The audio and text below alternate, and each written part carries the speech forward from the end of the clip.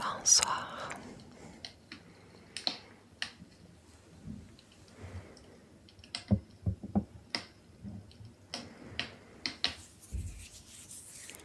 Je suis très contente de vous retrouver ce soir pour la lecture de mon agenda Île-de-Garde de Bingen. Alors ce soir, nous allons clôturer cet agenda puisque je vais vous lire les pages du mois de décembre. Donc après ce sera terminé pour 2022 et on pourra accueillir paisiblement, si possible, 2023.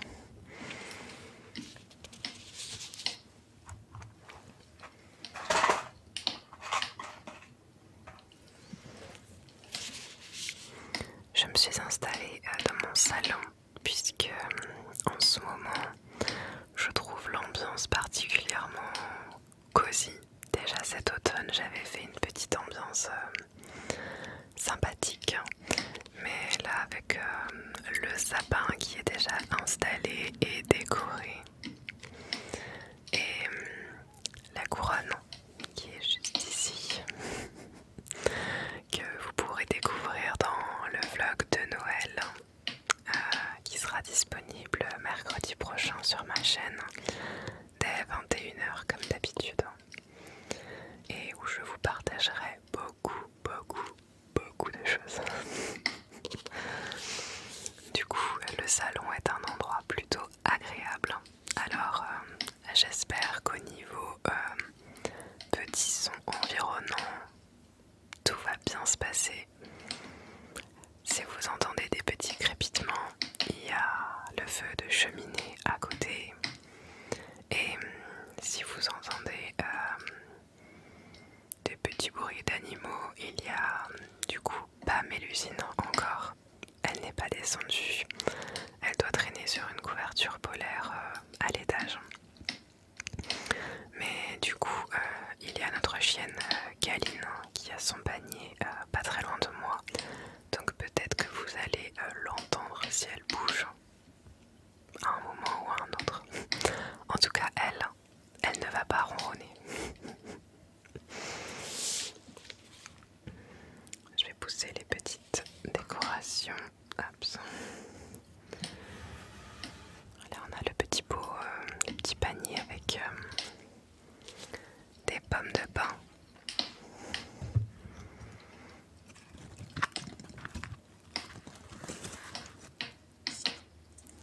On a mis une petite boule de Noël en plastique, bien sûr. C'est toujours mieux avec les enfants.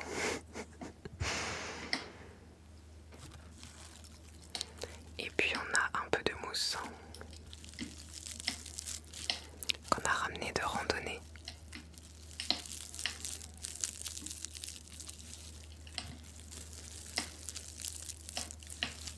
Et qui a séché depuis le temps.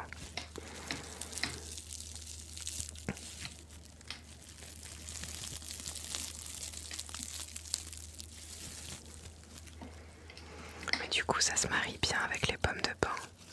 Il y a une petite branche de sapin.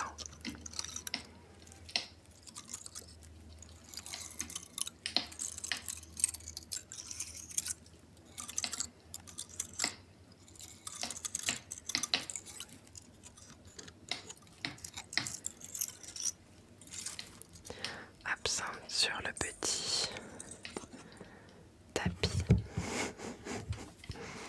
ou le petit napperon en macramé que j'ai fabriqué quand j'ai débuté le macramé pour m'entraîner. Alors je vais mettre ça là, comme ça je vais pouvoir vous lire en fait le livre devant, puisque le micro est un peu plus en hauteur que d'habitude.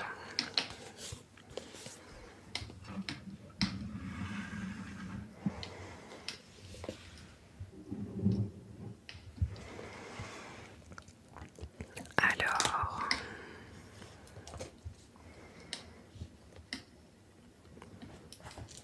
où sont les pages de décembre?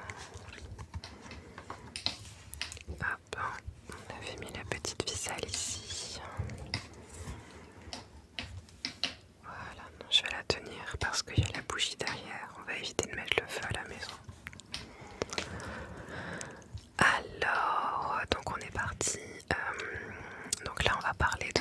semaine dernière. Donc le premier c'était le jeudi, mais je vous lis seulement cette semaine.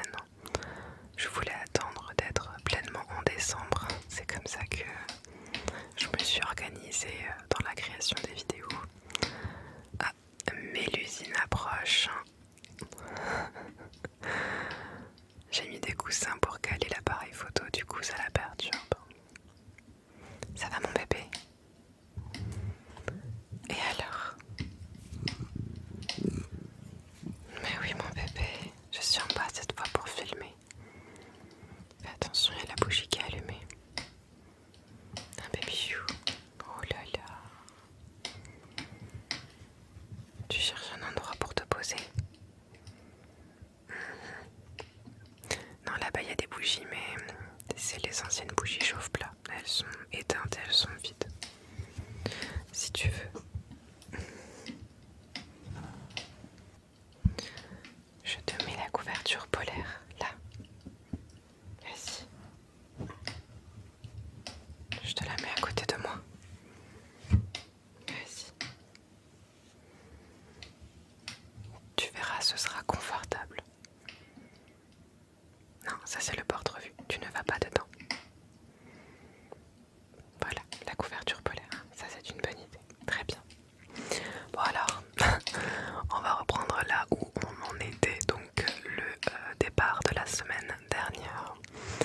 Alors, celui qui souffre de la goutte au pied par surchauffe de la moelle qu'il absorbe souvent du girofle et la force du girofle pénètre dans la moelle de l'homme et empêche la podagre de croître et de s'étendre vers lui lorsqu'elle en est à ses débuts.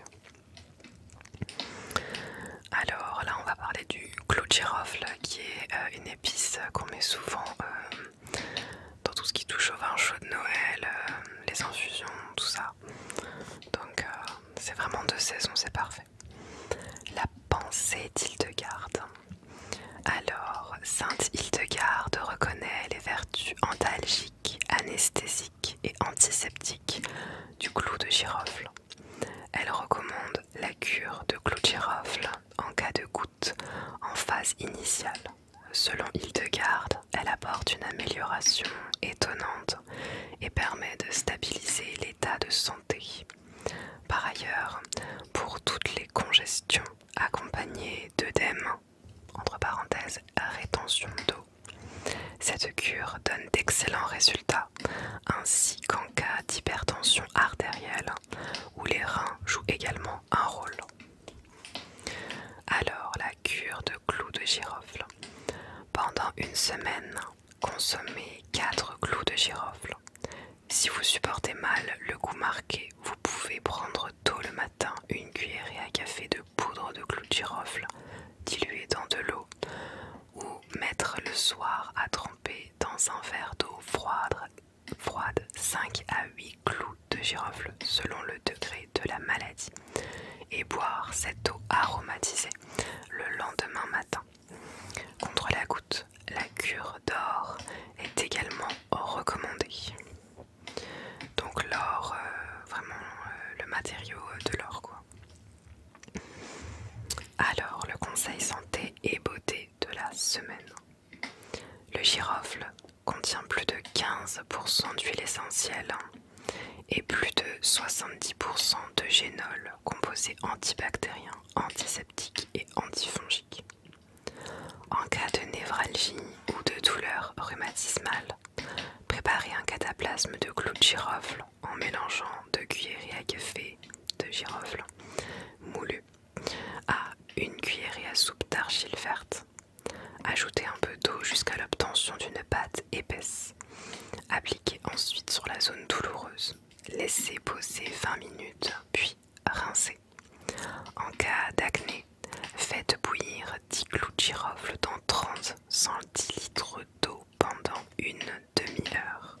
Filtrez. Laissez refroidir, puis ajoutez le jus d'un demi-citron. Passez cette lotion matin et soir avec un coton sur les zones concernées. Conservez-la au réfrigérateur pendant 4 jours maximum. Alors,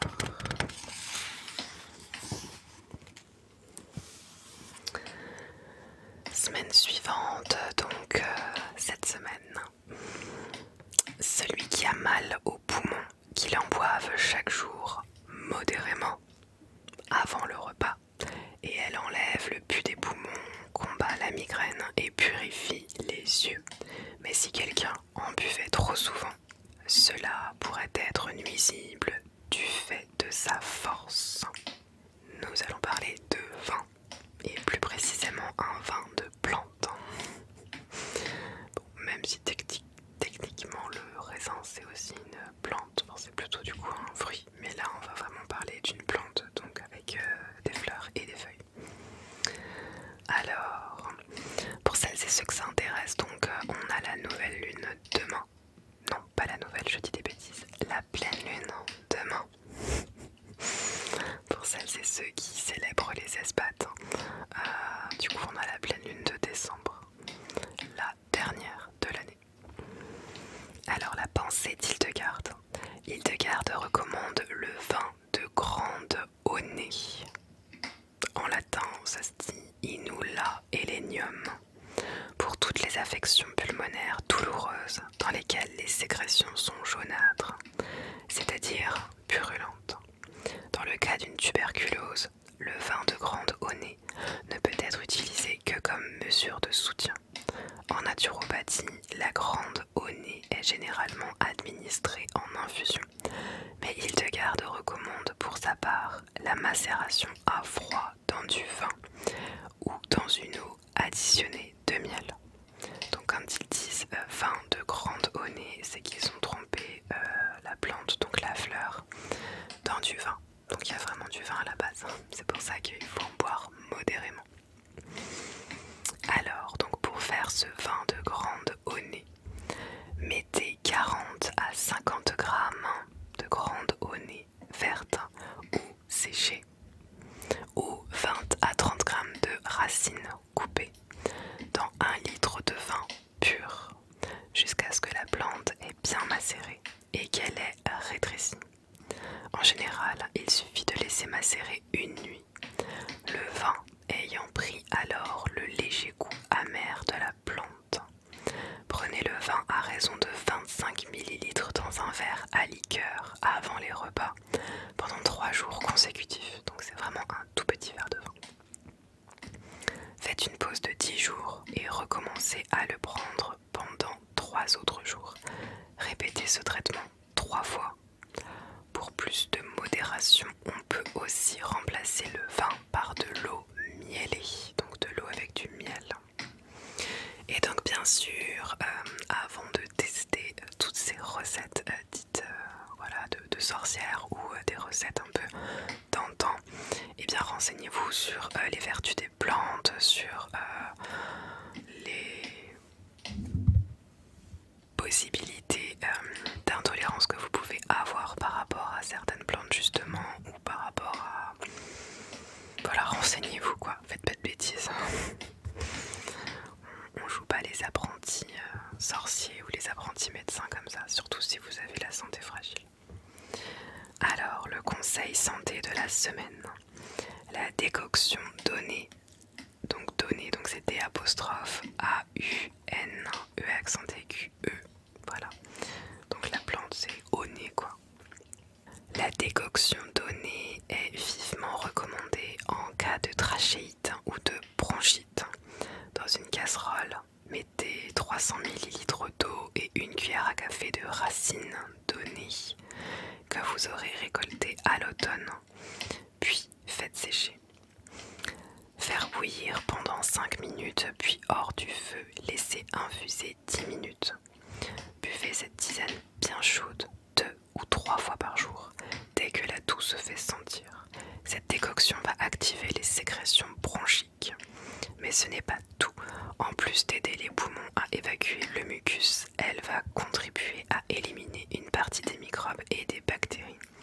Enfin, l'eau nez ayant un effet tonique et apéritif, cette décoction donnera également meilleur aux organismes fatigués par la maladie. Du coup, elle est partie sur le tapis. Bon, en tout cas, ça a l'air d'être un truc sympa avec la décoction, l'infusion comme ça. Contre la toux en hiver, c'est pratique. Allez, on passe à la semaine prochaine. On sera déjà à la moitié du mois de décembre. Alors, celui dont la thyroïde grossit ou gonfle réchauffera le cristal au soleil et versera du vin sur la pierre chaude. Il boira régulièrement de ce vin et mettra sur sa thyroïde encore et encore le cristal réchauffé au soleil. Ainsi, elle désenflera. Donc là, on va parler du cristal de roche qui est une pierre en lithothérapie. Une pierre plutôt blanchâtre, version un peu transparente comme ça. C'est pas vraiment blanc, c'est plutôt... on va se focaliser sur le fait qu'elle soit transparente. Voilà. Alors, la pensée d'Hildegarde. Pour la moniale, le cristal de roche est utilisé pour soigner les affections oculaires et la baisse de la vision, les tumeurs sur le cou ou la gorge, problèmes de thyroïde par exemple, et pour les problèmes cardiaques. Dans tous les cas, et pour toutes les affections, elle conseille de laisser chauffer le cristal au soleil, puis de l'appliquer sur la zone sensible. Cristal de roche ou énergie de la lumière. Le cristal de roche, aussi appelé quartz, est la pierre qui véhicule l'énergie de la lumière. Cette pierre est considérée comme l'une des plus intéressantes en lithothérapie. Capable de décomposer la lumière, le cristal de roche est considéré comme pur, tout autant que le diamant. Il existe par ailleurs une grande résonance entre cette pierre et notre corps, car elle est composée de dioxyde de silicium présent dans chaque cellule de notre être. Le quartz éclaire tout ce qu'il rencontre grâce à sa force de diffusion luminique. Ainsi, il nous pousse à devenir transparents et honnêtes avec nous-mêmes et les autres, dans l'ensemble de nos pensées, de nos paroles et de nos actes. Il est idéal pour réguler et apaiser notre perfectionnisme ou pour équilibrer la complaisance que nous pourrions avoir vis-à-vis de notre ego. Comment utiliser le cristal de roche? Il est intéressant de l'utiliser la nuit dans les périodes où nous avons l'impression d'être embrouillés et de régresser dans notre évolution personnelle, ou quand nous nous sentons rattrapés par nos vieux démons. Il suffit alors de dormir avec la pierre. Elle permet au corps de se décharger des charges polluantes qui l'encombrent sur le plan vibratoire. Vous pourrez dormir avec plusieurs mois sans souci. Vous pouvez aussi utiliser le cristal de roche pour méditer, pour nettoyer la pierre de toute l'énergie mémorisée à votre contact. Il vous suffira de la faire tremper la journée si vous avez dormi avec, ou la nuit si vous l'avez utilisée dans la journée. Pour ce faire, remplissez un grand bol ou un saladier en verre avec de l'eau froide du robinet. Très intéressant sur le cristal de roche. Ah tiens, alors là on a plusieurs légumes et ingrédients, donc je pense pas qu'on va avoir quelque chose de précis pour la semaine de Noël. Alors, bien ça commence fort. Adieu, foie gras, dinde farcie et bûche de Noël. Réenchantons nos agapes de fête avec des mets empruntés à la table de Sainte Hildegarde. Alors, du coup, la pleine lune aura lieu... la pleine lune, du coup avant c'était la pleine, je dis la nouvelle, et là maintenant c'est la nouvelle, je dis la pleine. Du coup, la nouvelle lune aura lieu le vendredi 23 décembre. Haricots blancs aux fenouilles. La Lavez et nettoyez 2 bulbes de fenouil. Coupez-les en 2 puis en rondelles et faites-les revenir dans 2 cuillerées à soupe de beurre ou d'huile d'olive. Mouillez avec 1 litre de bouillon de légumes. Laissez cuire pendant 15 minutes. Ajoutez 500 g de haricots blancs cuits et laissez mijoter encore 10 minutes. Assaisonnez avec les épices de votre choix et accompagnez avec de l'épeautre. Ensuite, on passe aux galettes de potiron au réfort. Portez à ébullition 250 g de bouillon de légumes. Versez-le sur 75 g de semoule d'épeautre et 75 g de flocons d'épeautre, puis laissez gonfler 30 minutes. Épluchez environ 400 g de potiron, puis videz-le et râpez-le. Faites dorer un oignon émincé dans 2 cuillerées à soupe de beurre ou d'huile d'olive, puis mélangez à la bouillie d'épeautre. Ajoutez au tout des herbes, persil et ciboulette hachées menues, 50 g de parmesan râpé, un œuf, une racine de réfort râpée fin, une demi-cuillerée à café de poudre de pyrètre et de kalanga, du sel et du poivre à convenance, puis fouettez le tout. Formez des galettes et roulez-les dans la chapelure. Faites-les dorer des 2 côtés dans un peu de beurre. Écrasez 2 gousses d'ail puis émiettez sur les galettes. Accompagnez ces galettes avec une laitue paumée au grain d'épeautre, assaisonnée d'un vinaigre de cidre. Alors l'histoire des petites galettes là, franchement, elles ont l'air assez intéressantes. Ça pourrait être sympa. En tout cas, le but de cette semaine, c'est de trouver une alternative en fait à la viande. C'est pas vegan, mais c'est des menus végétariens. Du coup, et puis la bûche de Noël, il n'y a pas de viande, mais c'est très lourd. Je pense que c'est pour ça quelque chose de plus léger, de plus délicat peut-être. Qui sera moins difficile à évacuer pour le corps peut-être. Biscuits aux carottes et aux amandes. Battez 2 blancs d'œufs en neige. Ajoutez 150 g de sucre de canne et 2 cuillerées à soupe de miel. Mélangez 200 g de carottes nettoyées et râpées avec 200 g d'amandes moulues, 70 g de farine complète d'épeautre, un quart de cuillère à café de poudre levante, 2 de cannelle et une pincée de clous de girofle. Incorporez le mélange au blanc d'œuf en neige. Disposez des petits tas de 6 cm de diamètre sur la plaque du four recouverte de papier cuisson et laissez sécher 1 heure, puis enfournez pendant 20-30 minutes à 170 degrés. Ok. Bon alors autant je peux me passer de la viande, autant les petites pâtisseries, les choses faites maison, moi je cuisine beaucoup. Là je suis en plein dans les bredala et j'ai fait des manala il y a pas longtemps. Je vais enchaîner sur les cinnamon rolls pour un petit déj qui fera plaisir aux enfants et pas que aux enfants d'ailleurs. Donc non, moi j'aime bien cuisiner quand même. Donc. Puis la bûche de Noël, c'est la bûche de Noël. J'en fais une à la mousse fruits rouges et mousse vanille que je forme dans une gouttière avec un insert aux fruits rouges du coup. Et j'en fais une deuxième avec une génoise et à l'intérieur j'étale de la confiture de châtaigne et je fais une ganache au chocolat noir. Bon bah du coup c'est un peu traditionnel, c'est les 2 bûches qu'on fait chaque année et puis on adore ça et on aime tellement ça que quand on est invité c'est on s'occupe du menu mais toi tu t'occupes des bûches. Donc non, ça on va garder.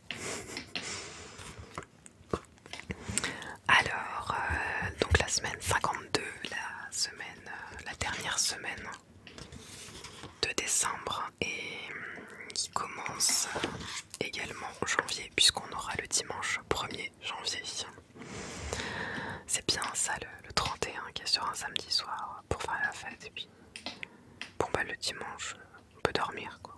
Mais bon comme tous les dimanches du coup. Alors la cuisine d'Hildegarde nous montre combien la simplicité et l'autonomie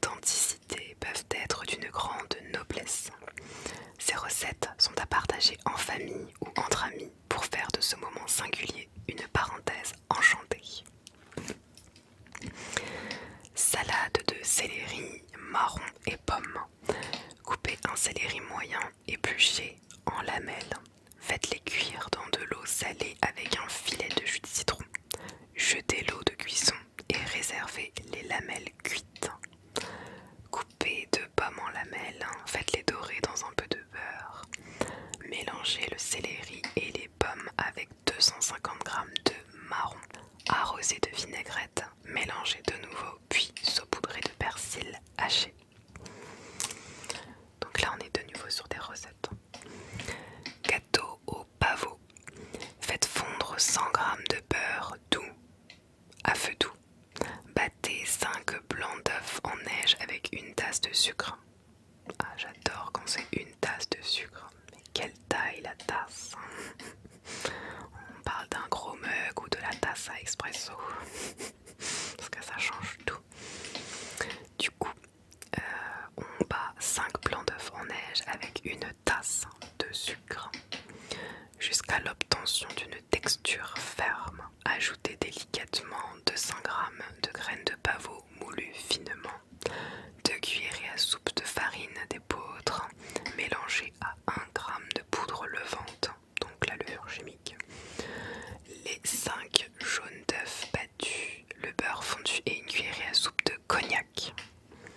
Préchauffez le four à 180 degrés, thermostat 6. Versez la préparation dans un moule rond adapté et faites cuire environ 40 minutes.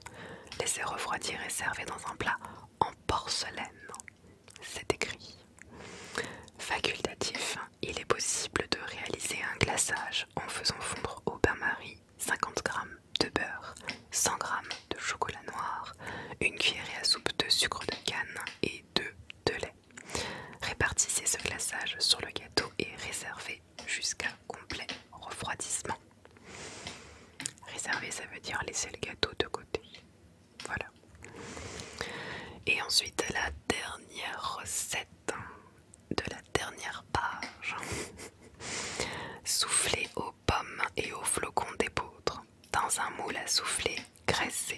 Disposez par couches successives 4 pommes coupées en tranches fines, un peu de sucre de canne, 2 cuillerées à soupe de raisin sec, 2 d'amandes en poudre et 4 de flocons d'épeautre. Battez 2 œufs avec 200 ml de lait, puis versez le mélange dans le moule à souffler et parsemez de sucre préalablement mélangé avec un peu de cannelle. Enfournez à 180 degrés, toujours thermostat 6, pendant 45 minutes. Dégustez sans plus tarder.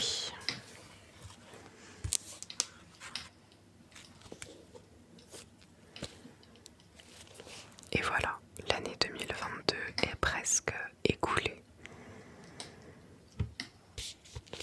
Plus le temps passe et plus je trouve qu'il passe vite. Je sais pas si c'est le fait d'avoir des enfants, mais en tout cas, ça file à une vitesse incroyable. Et puis décembre, c'est tellement occupé, un chocolat par jour, les brédalas, farfouiller pour trouver les bonnes idées cadeaux, tout ça, bah du coup, ça file en 2 secondes. Et puis chaque week-end, on prépare une activité à faire en famille. Du coup, on va être bien occupé, donc ça va vraiment faire vite. Et puis hop, 2023 sera là. Et on aura hâte que le printemps arrive. Enfin, pour ma part, parce que janvier, février, c'est pas ma tasse de thé.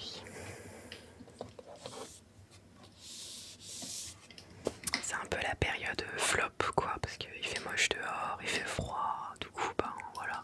Il n'y a pas les fêtes à attendre, il n'y a rien, donc il fait froid, et puis bah.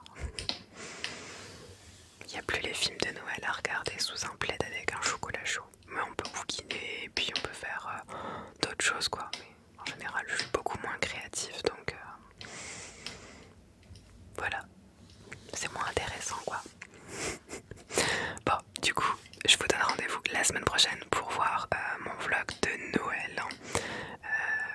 Au moment où je vous tourne cette vidéo, là on est le lundi 28 octobre. Donc c'est-à-dire 2 semaines avant que le vlog soit mis en ligne sur ma chaîne. Et du coup je vais m'amuser à monter maintenant toutes les petites vidéos que je vous ai filmées pendant un mois. Des créations, de la cuisine, tout ça, des petites idées créatives pour faire le vlog. Et bien je vais travailler tout ça pour créer le vlog. Et j'ai vu le nombre de minutes qu'il y avait à travailler. Et je n'ai pas hâte. Il y a un peu trop de chiffres en fait.